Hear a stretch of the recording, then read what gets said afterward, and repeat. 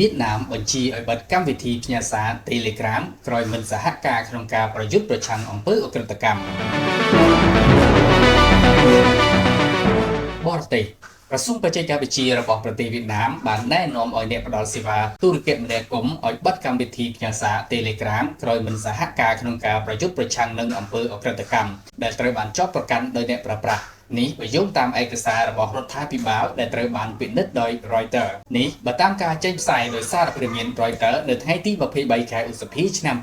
2025ឯកសារចុះនៅថ្ងៃទី21ខែឧសភានិងចុះហត្ថលេខាដោយអនុប្រធាននាយកដ្ឋានទូរគមនាគមន៍នៃក្រសួងបច្ចេកវិទ្យាវៀតណាមបានបញ្ជាឲ្យក្រុមហ៊ុនទូរគមនាគមន៍ចាត់វិធានការទប់ស្កាត់ Telegram ហើយរាយការណ៍មកក្រសួងត្រឹមថ្ងៃទី2ខែមិថុនាឯកសារនេះបានបង្ហាញថាក្រសួងកំពុងធ្វើសកម្មភាពក្នុងនាមជានាយកដ្ឋានសន្តិសុខអ៊ីនធឺណិតរបស់ប្រទេសបន្ទាប់ពីប៉ូលីសបានរាយការណ៍ថា 68% នៃបណ្ដាញ Telegram និងក្រុមចំនួន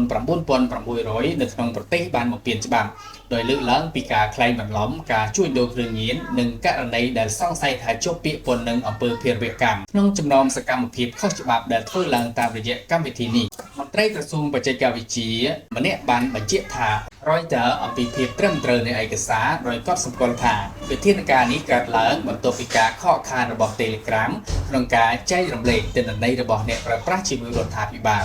នៅពេលដែលត្រូវបានសួរជាផ្នែកមួយនៃការស៊ើបអង្កេតពីអក្រិតកម្មជុំវិញព័ត៌មាននេះ Telegram និងក្រសួងបច្ចេកវិទ្យាវៀតណាមមិនបានឆ្លើយតបភ្លាមៗចំពោះសំណើសុំអត្ថាធិប្បាយពី Reuters ទេខណៈ Telegram ដែលប្រកួតប្រជែងជាសកលជាមួយកម្មវិធីប្រព័ន្ធផ្សព្វផ្សាយសង្គមផ្សេងទៀតដូចជា WhatsApp និង WeChat នោះគឺនៅតែអាចប្រើប្រាស់នៅក្នុងប្រទេសវៀតណាមគិតត្រឹមថ្ងៃសុក្រនេះសូមជម្រាបថានៅប្រទេសកម្ពុជាមានបណ្ដាញសង្គមទំនាក់ទំនង Cool App បាននឹងកំពុងទទួលបានការគាំទ្រយ៉ាងខ្លាំងពីប្រជាពលរដ្ឋខ្មែរដោយបច្ចុប្បន្នមានអ្នកប្រើប្រាស់រហូតដល់ 50,000 នាក់ហើយបណ្ដាញទំនាក់ទំនងរបស់ខ្មែរ Cool App អាចប្រើប្រាស់ជុំវិញពិភពលោកជាពិសេសបំផុតនោះគឺអាចប្រើប្រាស់នៅប្រទេសចិនដោយសេរីមិនត្រូវការកម្មវិធីជំនួយ VPN នោះទេ